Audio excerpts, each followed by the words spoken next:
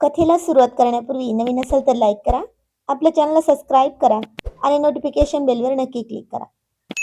आणि आजचा भाग कसा वाटला ते कमेंटमध्ये नक्की सांगायचं आहे. तर चला वळूयात कथेकडे.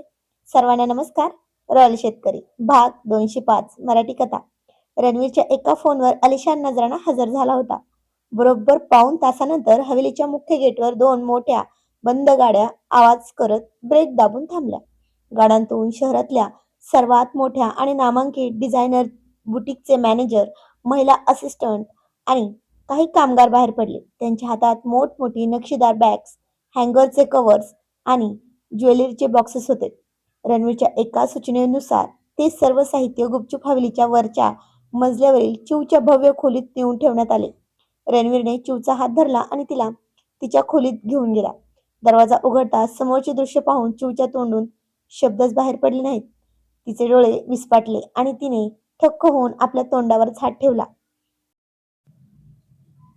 आणि त्या रूम मध्ये तब्बल 2 महिने दररोज नवीन साडी नेसता येईल इतक्या, म्हणजे जवळपास 60हून अधिक अत्यंत महागड्या डिझायनर पैठणी, कांजीवरम, सिल्क आणि वर्किंगच्या साड्या टांगल्या होत्या.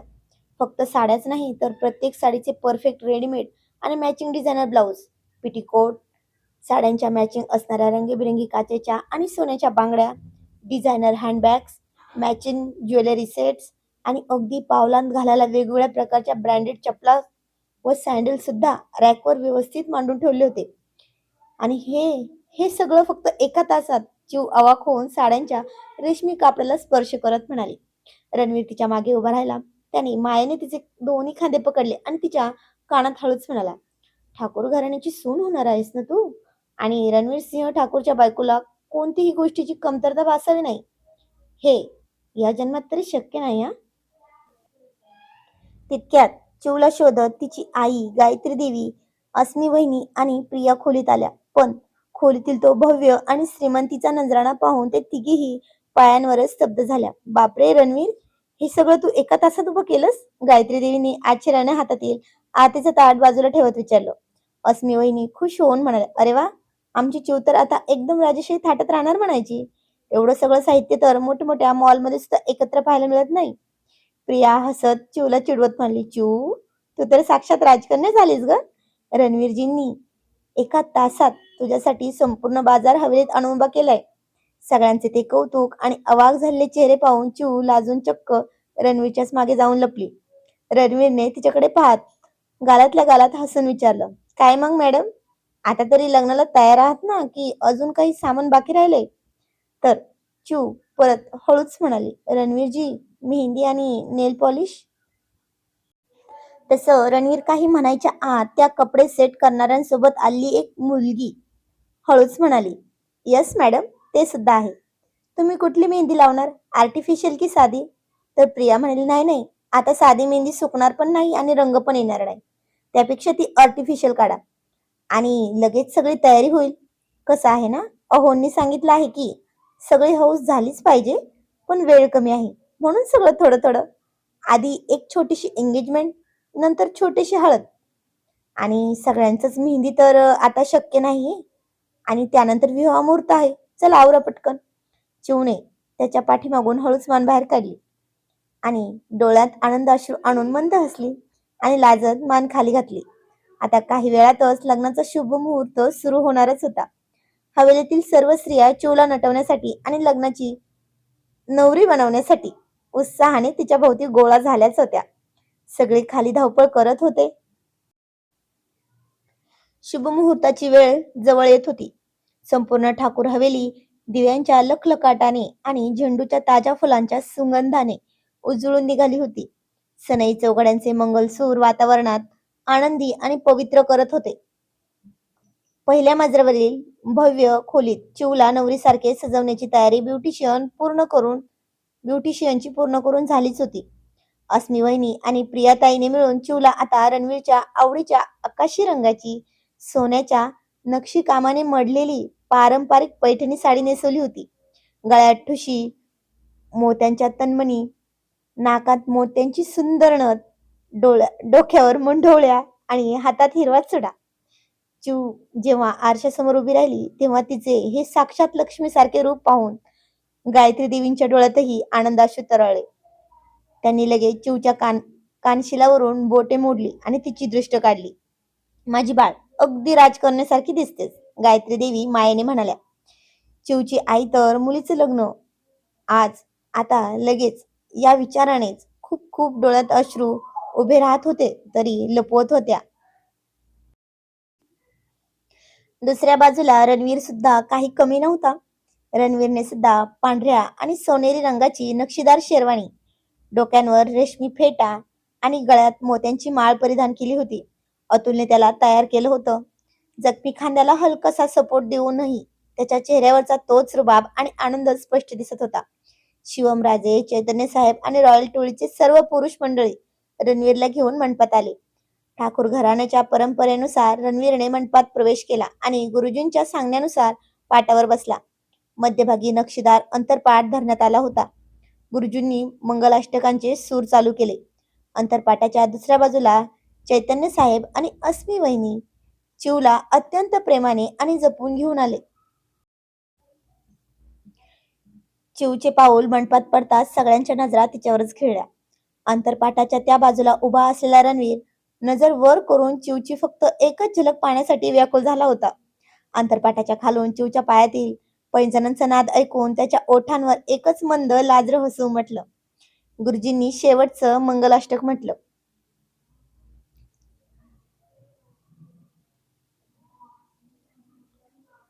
तदेव लग्नम सुदरम तदेव शुभमंगल सावधान.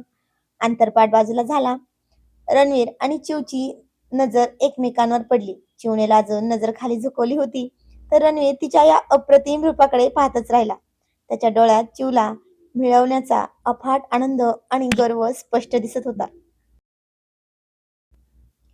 उपस्थित सर्व पाहुण्यांनी, रॉयल टोळीने आणि दोन्ही घराण्यांनी टाळ्यांचा गजर करत नवदाम्पतीवर अक्षदांचा आणि फुलांचा वर्षाव केला. त्यानंतर गुरुजींनी वर वधूला परस्परांना वरमाला घालण्यास सांगितले. रणवीरने झुकून चिवच्या गळ्यात सुंदर गुलाबाची माळ घातली. चिवनेही तिचे दोन्ही हात वर करून रणवीरच्या गळ्यात माळ घातली. मग आला सर्वात महत्वाचा आणि भावुक क्षण, मंगळसूत्र आणि जोडवी. रणवीरने अत्यंत प्रेमाने सोन्या मोत्याचे मंगळसूत्र हातात घेतले होते. चिवने मान थोडी पुढे केली. रणवीरने तिच्या गळ्यात ते मंगळसूत्र बांधलं आणि तिच्या कपाळावर लाल चुटूक सिंदूर भरला. चिवच्या डोळ्यांतून आनंदाश्रूंचे 2 थेंब गालावर घसरले होते. आता अग्नीला साक्षी ठेवून सप्तपदी सुरू करा, गुरुजींनी आज्ञा दिली. पवित्र अग्नीसमोर रणवीरने चिवचा उजवा हात आपल्या हातात घट्ट पकडला. तोच उबदार आणि विश्वासाचा स्पर्श होता त्याचा. दोघेही एकमेकांचा हात धरून अग्निभोवती 7 फेरे म्हणजे सप्तपदी मारू लागले. प्रत्येक फेऱ्यासोबत रणवीर मनात वचन देत होता, आयुष्याच्या शेवटच्या श्वासापर्यंत तुझी साथ कधी सोडणार नाही. आणि चिव मनात प्रार्थना करत होती, माझ्या या रणवीरजींना नेहमी सुखरूप ठेव म्हणून.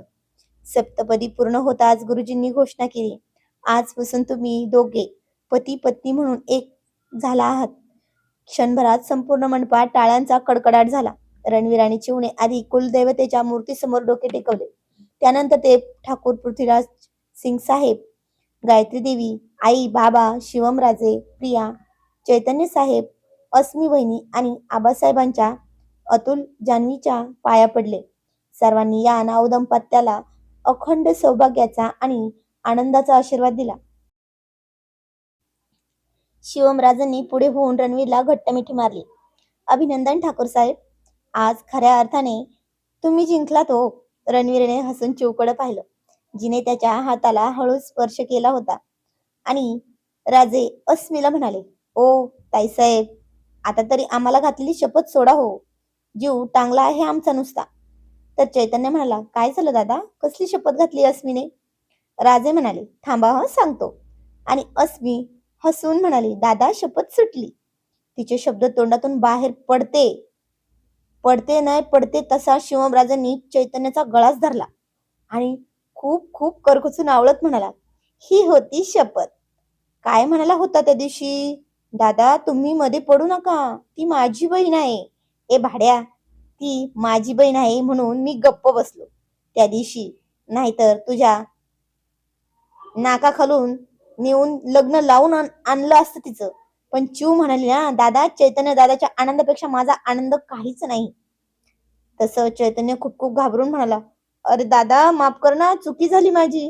गळा सोड रे, तुझा एकुलता एक मेहुणा आहे ना मी. तसा शिव म्हणला, तेच तर तेच तर नाही ना, केव्हाच केलं असतं नाही तर तुझं काम,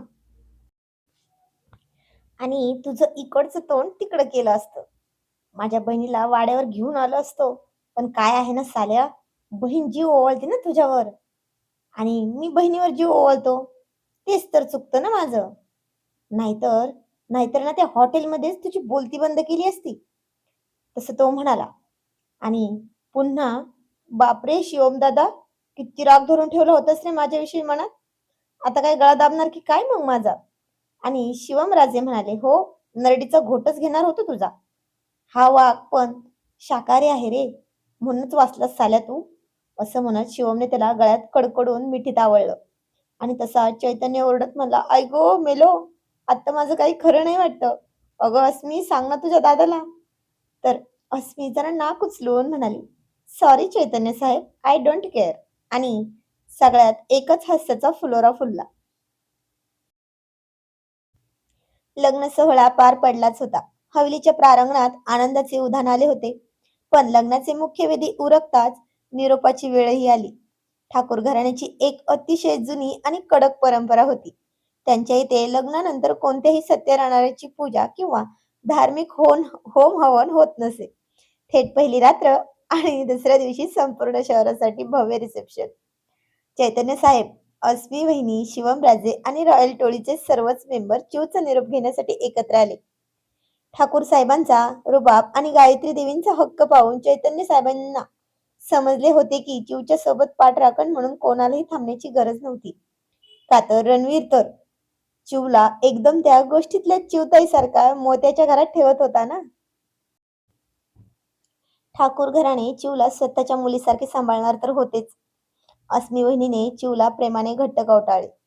चिव बाळा, स्वतःची काळजी घे. आता तू या मोठ्या घराची सून झाली आहेस. चैतन्य साहेबांनी चिवच्या डोक्यावर हात ठेवला आणि चिवच्या डोळ्यांतून अश्रू वाहू लागले. तिने भावाला घट्ट मिठी मारली. सगळेजण हळूहळू हवेलीतून निरोप घेऊन निघून गेले. शिवमराजे जाताना रणवीरला भेटले आणि हात जोडून म्हणले, रणवीरजी, अहो, चिव अल्लड आहे, अवखळ आहे. काय चुकले तर समजून घ्या. तर रणवीर शिवमराजेंचे हात पकडून खाली घेत म्हणाला, दादा, अहो, माझ्यावर तुम्ही पहिल्यापासून विश्वास ठेवला. हेच खूप आहे माझ्यासाठी. आणि त्या दिवशी माझ्याकडून काही चुकीचं झालं असेल तर माफ करा मला. आणि चिवची काळजी अजिबात करू नका. सर्व पाहुणे निघून गेले आणि हवेलीत अचानक अचानक एक वेगळी शांतता पसरली. गायत्री देवींनी चिवचा हात धरला आणि तिला हवेलीच्या दुसऱ्या मजल्यावर असलेल्या रणवीरच्या खास सजवलेल्या बेडरूम मध्ये घेऊन गेल्या. खोलीचे प्रचंड मोठे लाकडी दरवाजे गुलाब आणि मोगऱ्याच्या ताज्या फुलांनी नटवलेले होते. आतमध्ये हवेलीच्या जुन्या राजेशाही थाटातील नक्षीदार पलंग फुलांनी सजवलेला होता.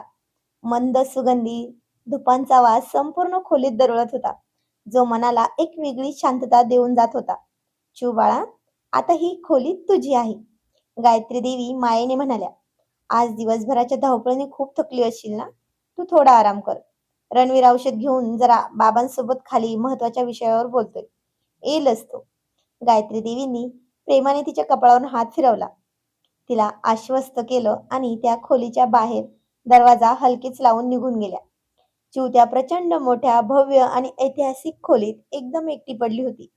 हवेलीच्या त्या उंच उंच भिंती, दुर्मिळ नक्षीकाम आणि विशाल पलंग पाहून चिवच्या मनात एकाकीपणाची आणि एका नवीन आयुष्याच्या सुरुवातीची भयंकर धडधड सुरू झाली. तिच्या हृदयाची गती वेगाने धावू लागली होती. नाकातील मोत्याची नथ, हातातील हिरवा चुडा थरथरू लागला होता. नवीन घर, नवीन माणसे आणि या नव्या नात्याची जबाबदारी आठवताच तिचे पाय लटपटू लागले होते. ती हळूच पलंगाच्या एका कोपऱ्यावर जाऊन बसली आणि स्वतःच्या साडीचा पदर हाताने घट्ट पकडून ठेवून रणवीरच्या येण्याची वाट पाहू लागली. काही वेळातच रणवीर खोलीच्या सॉरी, खूप गोड खाण्यात गेले त्यामुळे तोतरी उलटतीये. Extremely sorry. खोलीच्या दरवाजाचा हलकासा आवाज झाला. चिव दचकून उभी राहिली. दरवाजा उघडला आणि रणवीर आत आला. त्याने अगदी सहजतेने दरवाजा बंद केला. त्याच्या चेहऱ्यावर लग्नाचा तोच रुबाब आणि डोळ्यात चिवला आपली आयुष्यभराची जोडीदार म्हणून मिळवण्याचा अथांग आनंद आणि कृतज्ञता होती. त्याने मान वर करून चिवकडे पाहिलं. नवरीच्या रूपात फुलांनी सजवलेल्या पलंगाजवळ उभी असलेली चिव. तिचे थरथरणारे ओठ आणि खाली झुकवलेली नजर झुकवलेली सॉरी लाजरी नजर पाहून रणवीरच्या चेहऱ्यावर एक सुंदर हास्य उमटलं. हम्म, बापरे, कोणीतरी घाबरले वाटतं, असं तो मनातच म्हणाला. तो सावकाश पावलांनी तिच्या दिशेने पुढे आला. त्याच्या प्रत्येक पावलासोबत चिवच्या हृदयाचे ठोके अधिकच वेगवान होत होते. चिव, रणवीरने तिच्या अगदी जवळ येत अत्यंत मऊ आणि कातर आवाजात साद घातली. चिवने लाजून नजर अधिकच खाली झुकवली होती आणि म्हणाली, रणवीरजी. तिच्या तोंडून अस्पष्ट शब्द बाहेर पडला. रणवीरने तिच्या अगदी जवळ जाऊन उजव्या हाताने तिच्या चिमुकल्या हनुवटीला स्पर्श केला आणि तिची मान हळुवारपणे वर केली. चिवचे डोळे अश्रूंनी आणि लाजेने भरलेले होते. अजूनही मला रणवीरजीच म्हणणार का मॅडम तुम्ही? की आता हक्काने फक्त रणवीर म्हणायचा विचार आहे? रणवीरने तिच्या डोळ्यात पाहत खोडकरपणे विचारलं. तुम्ही खूप त्रास देता हो मला. चिवने लाजून स्वतःची मान खाली केली. रणवीरने गालातल्या गालात हसत अत्यंत आदराने तिचे दोन्ही हात आपल्या हातात घेतले. त्याच्या हातातील तोच उबदार आणि सुरक्षित स्पर्श चिवला जाणवला होता. त्रास? अगं, संपूर्ण अहिल्यानगरला आपल्या निर्णयाने झुकवणारा हा रणवीर सिंह ठाकूर आज या खोलीत तुझ्या विश्वासासमोर पूर्णपणे शरण आलाय चिव. रणवीरने तिच्या अगदी जवळ जात शांतपणे म्हटलं. त्याच्या त्या शब्दांतील खरा भाव पाहून चिवच्या मनातील सर्व भीती आणि संकोच एका क्षणात वितळून गेला. तिने हळूच आपले डोळे वर करून त्याच्या डोळ्यात पाहिलं. तिथे फक्त आणि फक्त प्रेम आणि आदर दिसत होता. रणवीरने अत्यंत हळुवारपणे तिचे दोन्ही हात आपल्या ओठांशी नेले आणि तिच्या तळहातावर प्रेमाचा स्पर्श केला.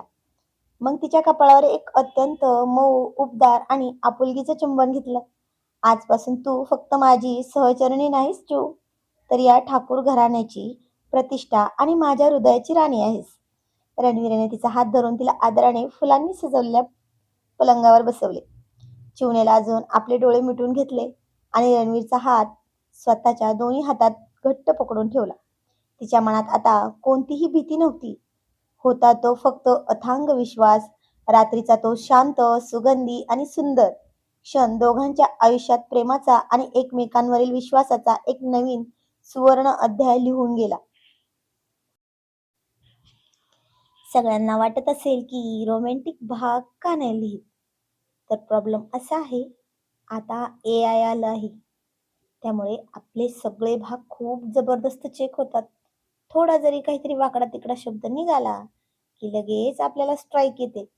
त्याच्यामुळं रोमॅन्टिक भाग ज्यांना ज्यांना बघायचे असतील त्यांनी 1 ते 110 पर्यंत जेवढे भाग आहेत ते बघा. त्यामध्ये खूप रोमॅन्स आहे. ठीक आहे, चला आजचा भाग कसा वाटला ते कमेंटमध्ये नक्की सांगा. बाय.